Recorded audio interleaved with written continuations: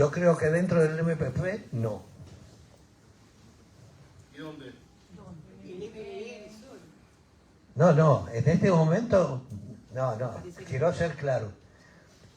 En este momento no creo que haya ninguna organización armada en el Uruguay. Creo que la hubo. El Arsenal de Feldman pertenecía a una organización política. Eso es indudable. Cualquiera que lea el sumario o algunos datos del sumario, algunos datos que publicó Armando Leza, lleva a que había una organización detrás.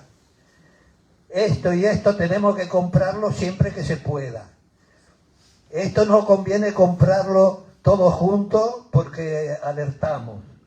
O sea, había una organización detrás. Continuamos por acá. ¿A quién pertenecía? No me atrevo a afirmarlo hoy.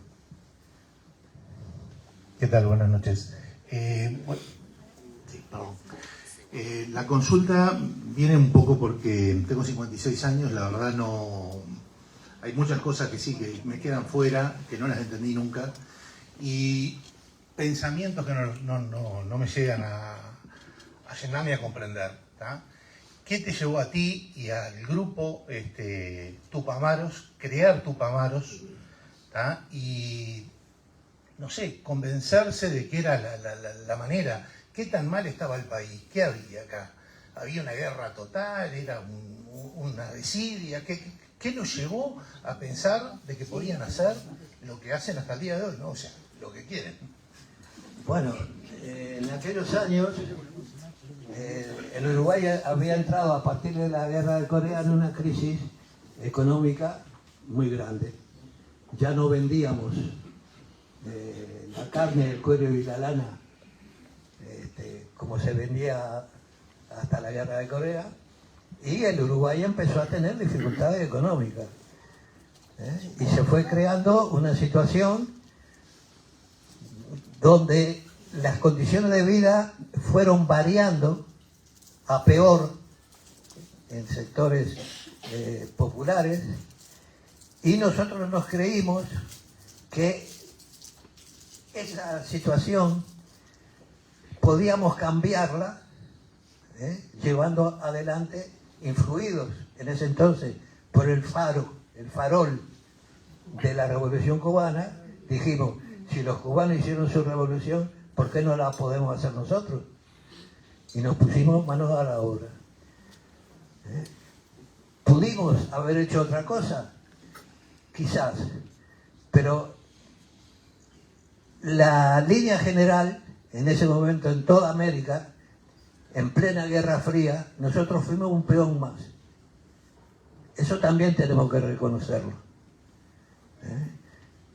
Y no solo sufrimos nosotros, que mira que la pasamos mal.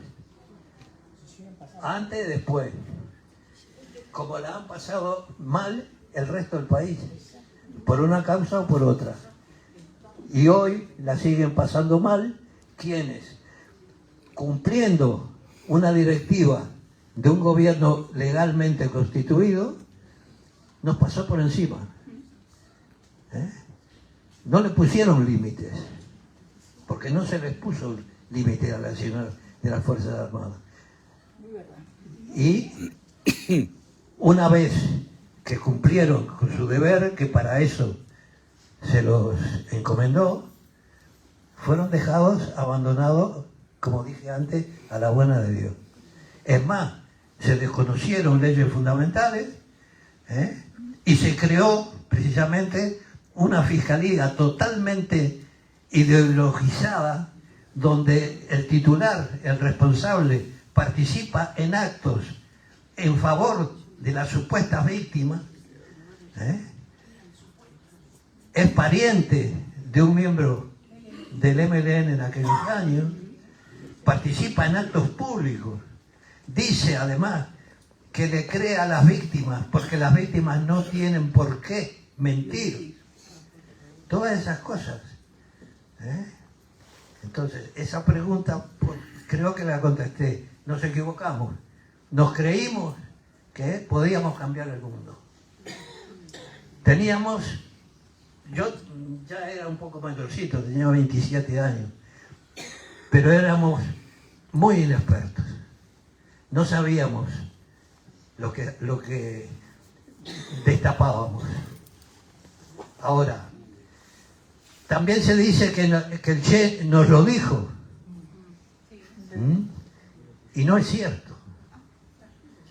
El Che dijo lo que dijo porque era miembro de un gobierno extranjero que no podía venir al Uruguay a decir públicamente lo que nos dijo en privado, que había que hacer mucho Vietnam en América Latina. Amodio, Cuando... por acá, por favor, acá estoy, al final de la sala, tenemos otra pregunta, tenemos como 8 o 9 personas para preguntar. Le voy avisando nomás para así le damos espacio a todos. ¿Está bien? Disculpe que lo corté, así seguimos con las preguntas. Sí, yo quería preguntar específicamente sobre el rol de Mujica y Topolansky en la organización y cómo fue el proceso posterior de lavado de imagen de ellos para que llegaran a la presidencia. Lucía Topolansky fue una integrante de la columna 15 que estaba bajo mi responsabilidad, a la cual yo vi una sola vez en los años que militamos juntos. El día que asaltamos la financiera Monti, que ella era funcionaria, que fue la que nos entregó los datos de la financiera, y después no la vi más. Sé que integró grupos de la columna 15, de las cuales, de cuya actividad yo me enteraba porque despachaba con Candán Grajales, que era el encargado de la militancia donde estaba Lucía. Lucía fue calificando por nuestros criterios, una buena militante dentro del MLN. Mujica no. Mujica fue una bala perdida toda su vida. Dijo una vez en DIC, si quieren que algo fracase, dáselo al PP. Y era verdad. Era verdad. ¿Qué pasó? Que como el PP nunca tuvo ninguna responsabilidad en serio, no se le podía adjudicar la debacle, no se le podía adjudicar el fracaso al cual Eleuterio, Sendí y todos de alguna forma llevamos al desastre. Por acá tenemos otra pregunta. Acá, para... Buenas noches, Amodio, ¿cómo le va? Bueno, mi pregunta es más que nada hacia el presente y futuro en el Uruguay, con el descontento que vuelve a haber sobre el sistema político como pasó en la década de los 60, con la debilitación de tanto sea de las oposiciones o los gobiernos. En las últimas 50 encuestas se da que la gente está muy desconforme. ¿Usted qué ve, qué sensación encuentra en el hoy a comparación de los años 60? Gracias. Bueno, como decían los viejos marxistas, hay condiciones objetivas y condiciones subjetivas. Las condiciones objetivas, o sea, las circunstancias del país, yo creo que son peores hoy que en los años 60. Es una apreciación puramente subjetiva, es mi impresión. ¿Por qué? Porque en aquellos años todavía teníamos esperanza de que el Uruguay podía reconducir su situación. Yo creo que el Uruguay ha llegado a un punto, tanto social como económico, donde la marcha atrás va a ser muy difícil. Estamos endeudados hasta, ya saben hasta dónde. Hoy no nos reclaman el pago de la deuda. Pero si un día nos la reclamaran, la situación de Uruguay es ni país asociado a nadie. Seríamos una provincia brasileña, argentina, no sé. Pero yo creo que la situación es muy, muy mala, la verdad. Lo creo así. Me puedo equivocar. Lamentablemente, hemos llegado a tener un presidente que no es presidente, que funciona asesorado, entre comillas, por dos guardaespaldas, que en vez de cuidarle los espaldas, lo han dejado a pecho descubierto, enfrentado a cuanto disparate se le ha ocurrido. Y del cual vamos a pagar las consecuencias dentro de unos años. Seguimos por acá, Amodio, por este lado, acá. Buenas noches. Una pregunta un poco personal. A ver, ¿en qué momento se enteró su familia en España de su verdadera identidad? Y si recuerda y si quiere responder, el momento en que se lo dijo a su hijo. A mi hijo se lo dijimos con Alicia cuando nuestro hijo cumplió 15 años. Le dijimos, mirá, tu padre y tu madre no nos llamamos como vos o como tú crees. Somos tu madre, fulanita, y yo, tu padre, soy fulano, sultano. Hicimos esto y esto otro. El hijo nos miró y dijo, pues a mí qué me importa. Yo sé que ustedes son mis padres, que vos sos, o que tú eres fulano y ella es mengana. Nunca más hablamos del tema. Bien, continuamos.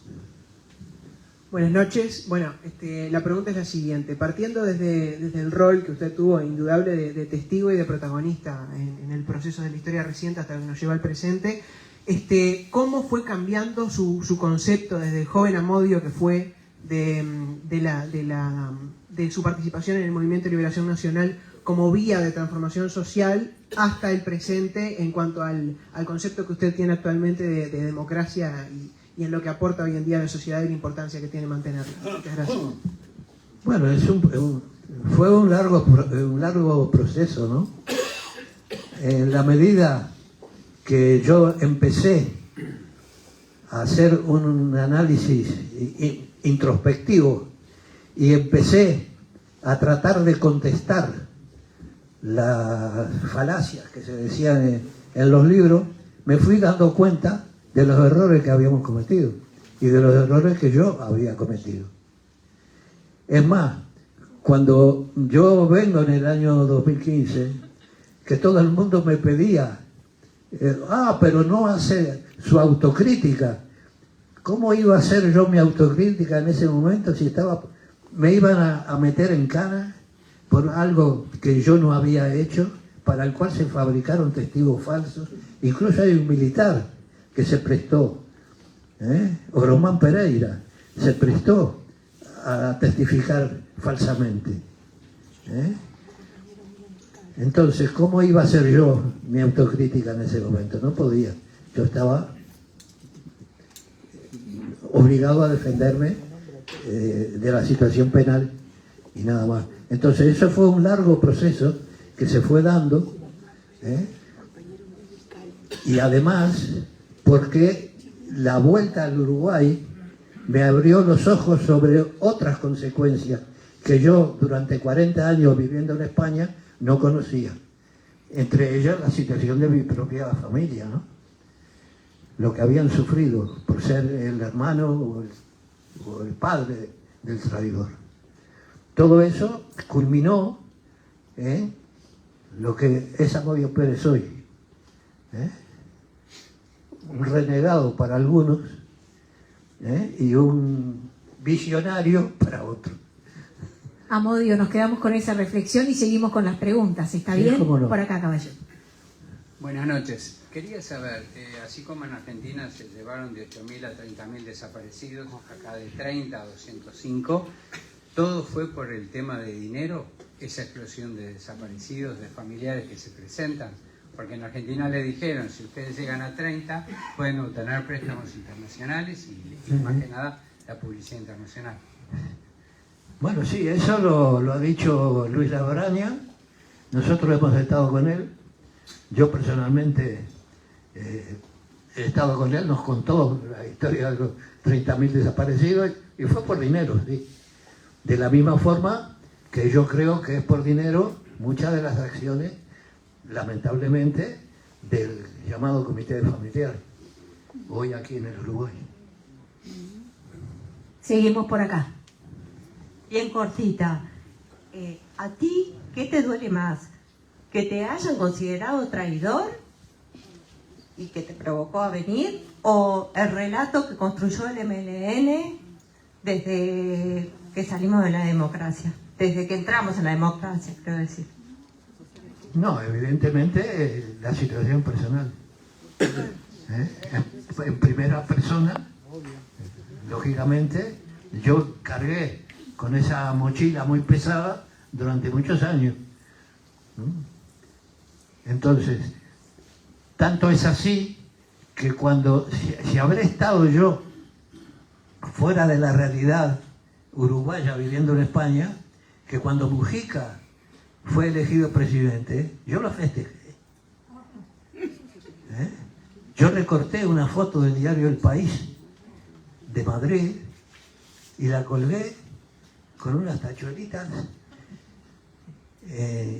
en un soporte de corcho que tenía yo en mi oficina, porque yo creí que el PP iba a llevar adelante la política que de alguna forma el mismo Frente Amplio y el MLN dijo que era necesario para el Uruguay. Hizo todo lo contrario. Extranjerizó la tierra, multiplicó la corrupción, cosas que sé del nacimiento del MLN. Bien, seguimos por acá. Hay varias personas que quieren seguir preguntando. Aviso y tengo un orden. El caballero allí que está impaciente también porque uno quiere preguntar y quiere saber. Vamos siguiendo un orden. ¿Está bien, caballero? Buenas noches, Amodio. Buenas noches, Felipe.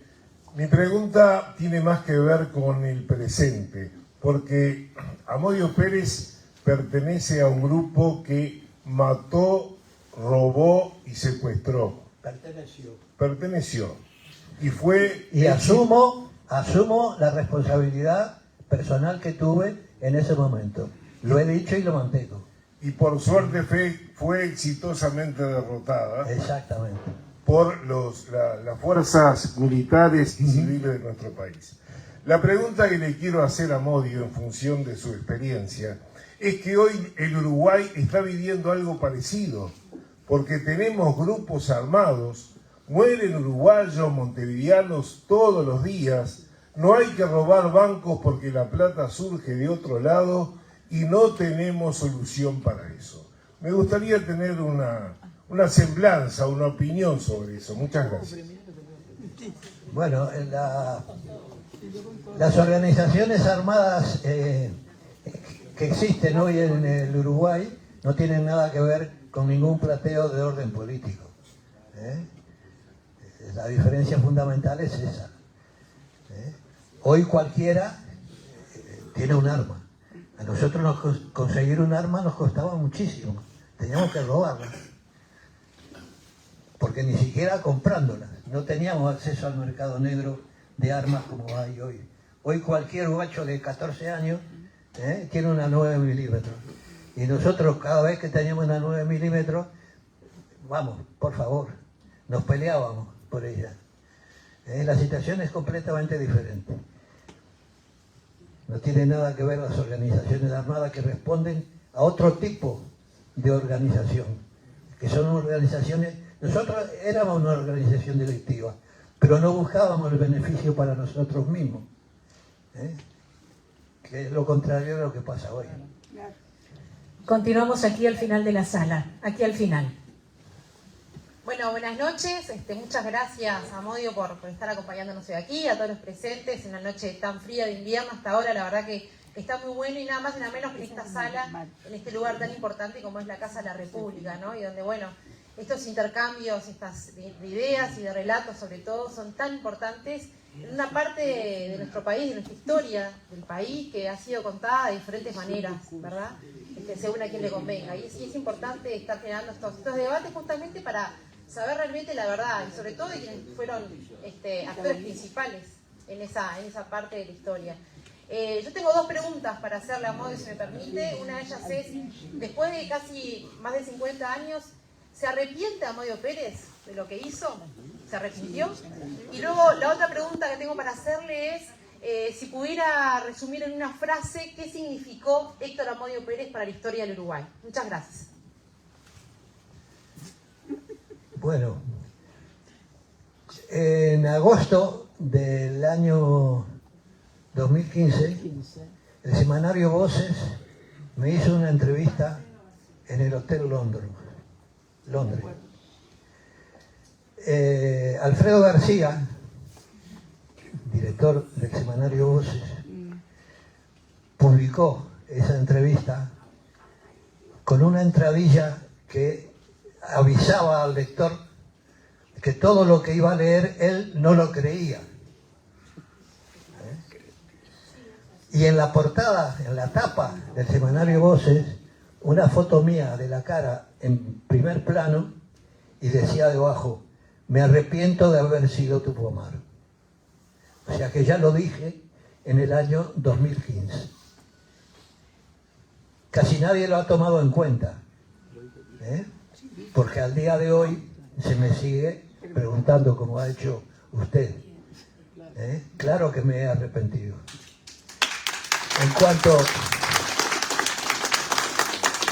En cuanto a qué signifiqué para la historia del Uruguay, bueno, es una moneda con dos caras, ¿no? Creo yo. Una muy mala, que es la anterior, y esta que pretendo que no sea tan mala. Continuamos por acá. Buenas noches. Mi pregunta es cortita.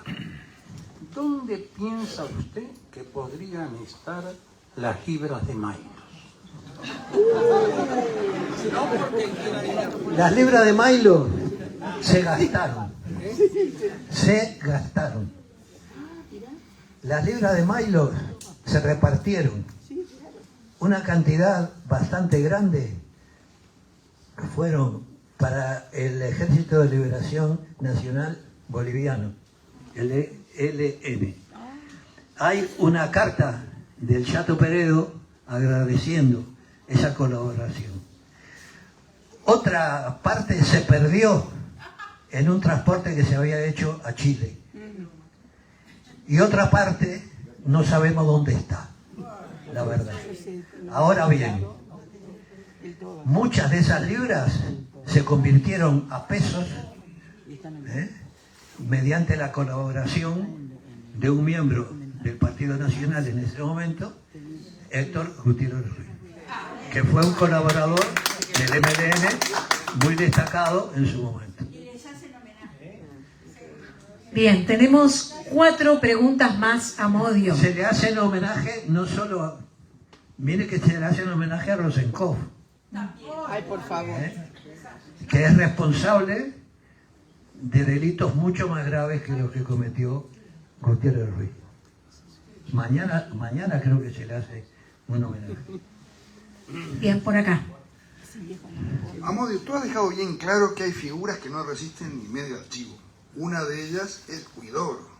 Ahora yo te pregunto, ¿por qué Huidobro, a pesar de no resistir medio archivo, a pesar de tener bastantes cosas ocultas o no tan ocultas, ha tenido el prestigio que tiene en los medios que no son de izquierda y en los medios militares que lo toman como un interlocutor válido y hasta como un buen ministro de defensa, que no fue para nada? Digo, ¿cuál es la magia de ese vendehumo, ese encantador de ese vamos a ver. Eleuterio Fernández de Huidobro fue el principal impulsor del enfrentamiento con las Fuerzas Armadas. Lo dicen los documentos. Si ustedes acceden a los planes, al plan Hipólito y al Hipopótamo, verán que Eleuterio Fernández de Huidobro habla de aniquilar al enemigo, habla de que tenemos que elevar el nivel de los enfrentamientos, nunca fue un amigo de las Fuerzas Armadas. Nunca. ¿Por qué Eleuterio Fernández Huidobro tuvo esa influencia? Por la labia. Hablaba mucho y convencía, era capaz de venderle una heladera a un esquimal. Es más, en el cuartel Florida, el entonces teniente coronel Carlos Damiani me dijo, cuando estaban discutiendo en plena tregua: Amodio, necesito que usted me asesore. ¿Están buscando una real salida o esto es una maniobra para ganar tiempo? Porque yo le temo a Fernández Huidobro. Es más, Fernández Huidobro les contaba la batalla de Leningrado a los militares, que lo escuchaban absortos, a los mandos de ese entonces, al general Cristi, al general Subía, a Badora. Entonces se formó una aureola, fue un plagiario de sus propios compañeros, escribió muchísimo, líneas que no eran suyas. Lo más famoso, desde mi punto de vista, la fuga de Punta Carreta. Un tipo que no participó en nada que ver con la fuga, que es más, que se opuso, porque dijo que el plan era un disparate, que no lo iba a poder cumplir. Y tuvo prensa, y tuvo mucho poder dentro del MLN, posterior a la dictadura. Y muchos periodistas se le arrimaron. Hablando en criollo, lo alcahuetearon y convirtieron a Fernández Huidobro en una figura demasiado grande para lo que fue en realidad. Bien, continuamos por acá, por favor, y quedan 2 preguntas más para finalizar. Hola, muy buenas noches. Muchas gracias por la oportunidad y por esta presentación. Mi pregunta es para usted sobre el tema de... Hace un tiempo atrás usted tuvo una entrevista donde usted contaba una desaparición por la parte de Uruguayana. Me gustaría, porque además soy nacida en Bella Unión, después si quiere le doy mi apellido, y me gustaría que me contara un poquito eso, para corroborar lo que yo escuchaba cuando era niña. No lo entendí. ¿Una salida por Uruguayana? Sí. Sí, por Uruguayana salimos nosotros, Alicia y yo. ¿Y salió alguien más por ahí? ¿Los ayudó alguien más? No. Nos llevaron hasta la frontera el entonces teniente, el coronel Queirolo, Vicente Queirolo, y el entonces teniente Armando Méndez. Nos llevaron en un Fiat brasilero, color amarillo, nunca me olvidaré. Nosotros íbamos sentados los dos en el asiento de atrás e hicimos Montevideo-Rivera sin parar. Hicimos noche en Rivera, al día siguiente cruzamos la frontera caminando y ahí nos perdimos. Bien. Nadie de esa zona nos ayudó. No, nadie. Cruzamos por nosotros. Seguimos por acá, Amodio.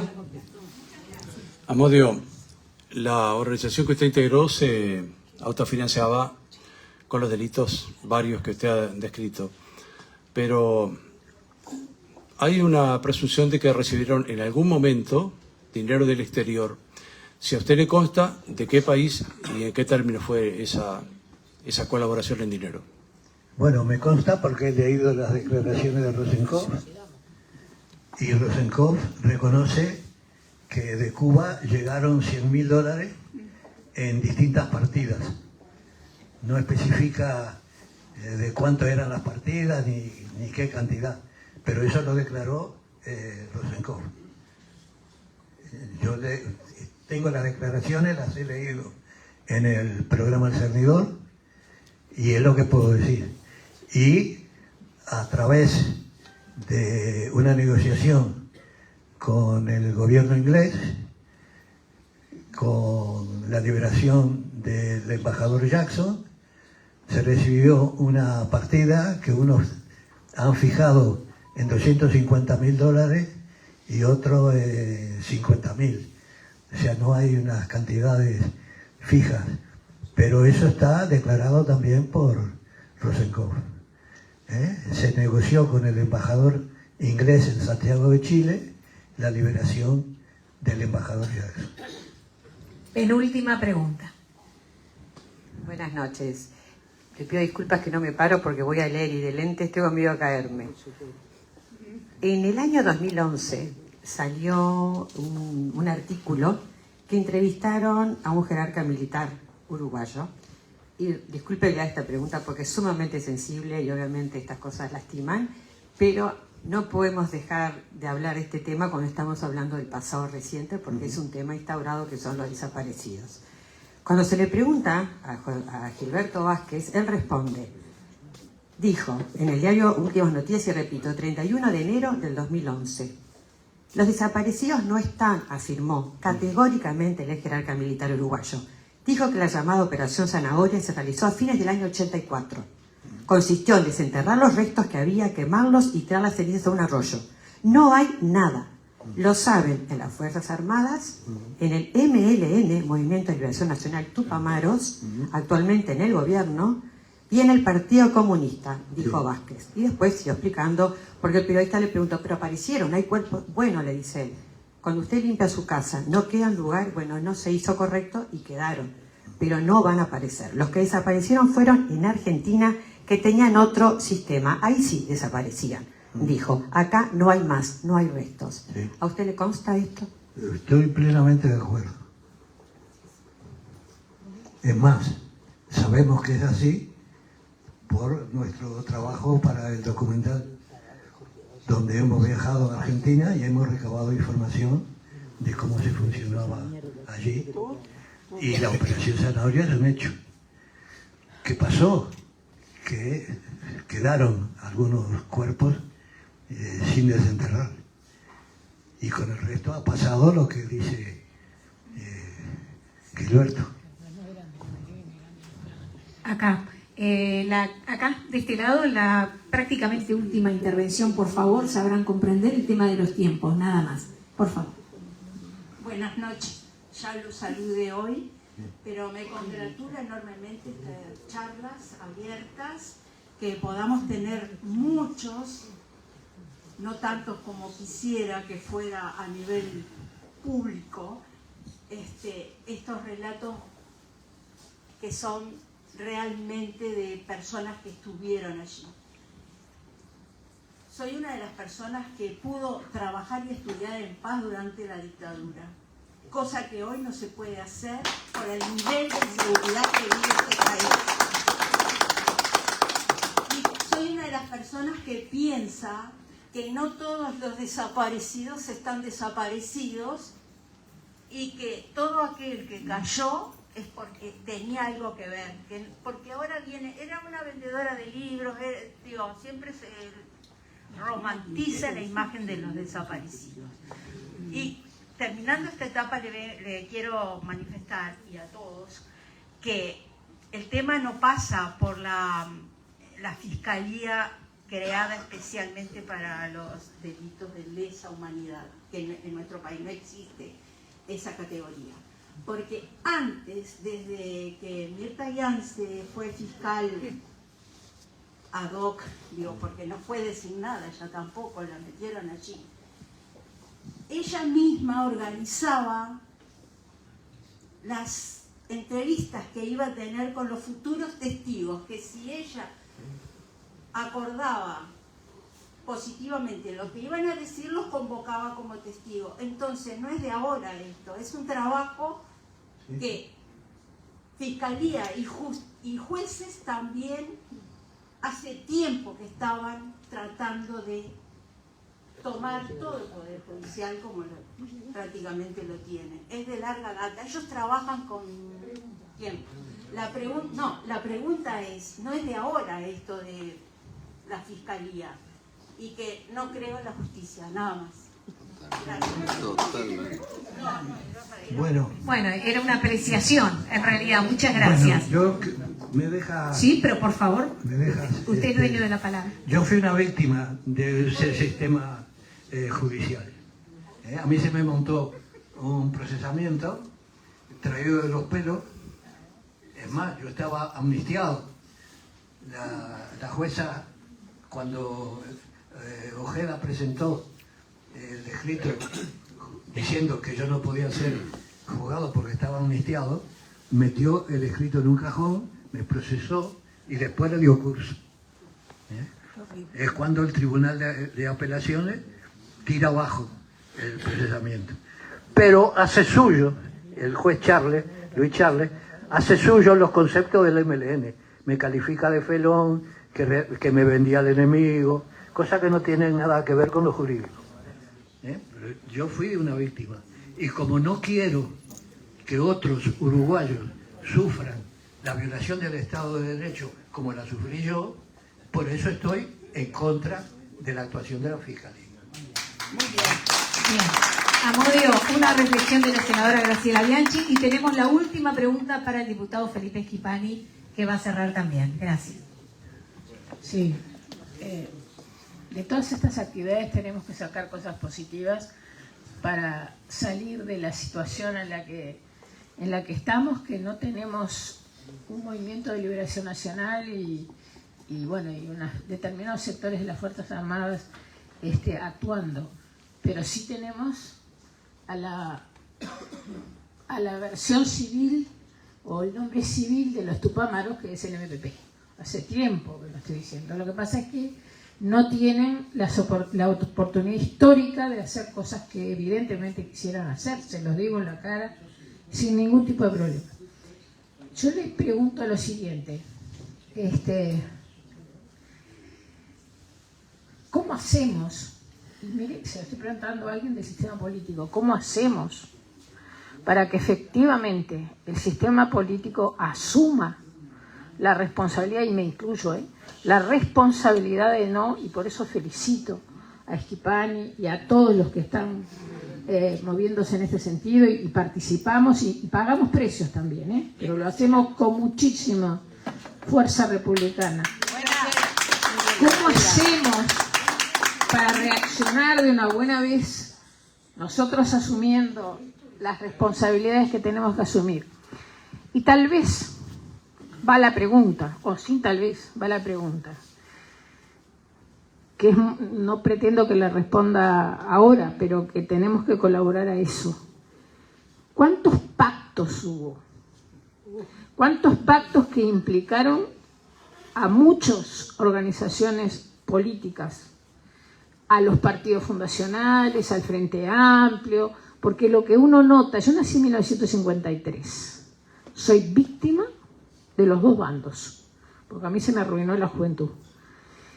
Y creo que llegamos a esta situación por la romantización y por no tomar las cosas históricamente en serio.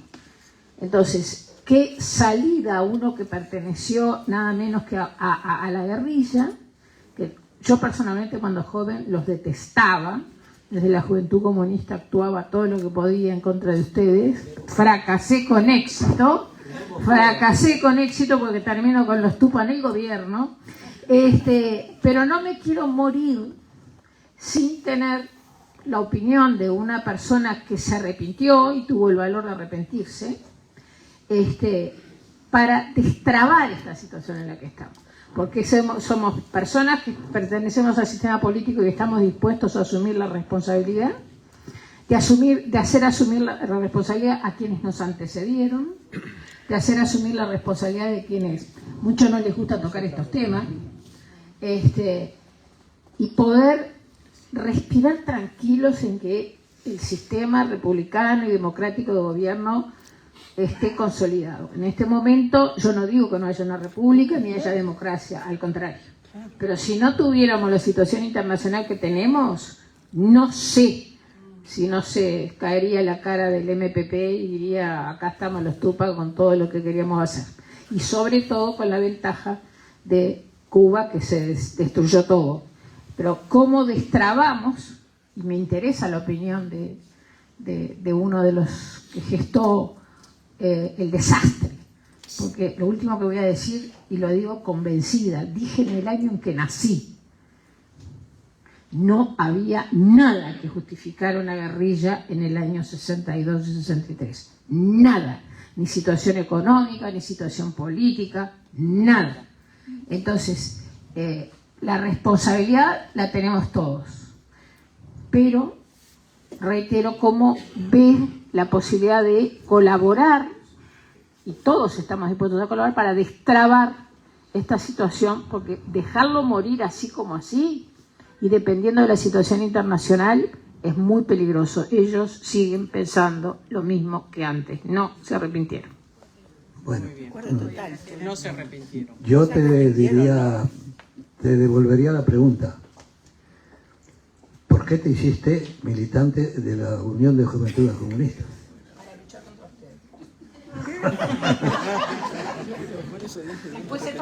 Entonces, ¿para qué montó el Partido Comunista el aparato armado? Pero yo lo reconozco que me equivoqué. Y yo también. Estamos arrepentidos. Bueno, entonces, claro, ahí está. Entonces, yo he dicho en repetidas oportunidades que el MLN está en deuda con el Uruguay. Que está en deuda porque le ha contado una historia mentirosa. Entonces, lo primero que yo haría sería traer, por ejemplo, a Mauricio Rosenkopf, pararlo aquí y que él responda a las preguntas de ustedes. A Lucía. Y entonces que se vea de qué lado está la verdad o la aproximación mejor a la verdad, porque es la mía. Yo puedo demostrar una serie de cosas que son falsas, que se han dicho. Aquí he traído más libros, no he podido desarrollarlo porque es imposible en este ámbito. Pero yo he desafiado a miembros del MLN, antiguo o nuevo, el que sea, el que agarre, el que se atreva a venir y discutir. Ninguno ha aceptado. Es más, han dado la callada por respuesta. No solo los integrantes del MLN, los que le hicieron bombo, los que hicieron suya la historia falsa. Clara Andrilli, Gerardo Caetano, Caula y Silva, Alfredo García, la señora María Victoria Rodríguez, y una larga historia. Ninguno de ellos da la cara. Yo sí. ¿Estoy equivocado? Yo creo que no. Creo que estoy haciendo lo que debo hacer en este momento. Nada más. Amodio. Bien. Antes de darle la palabra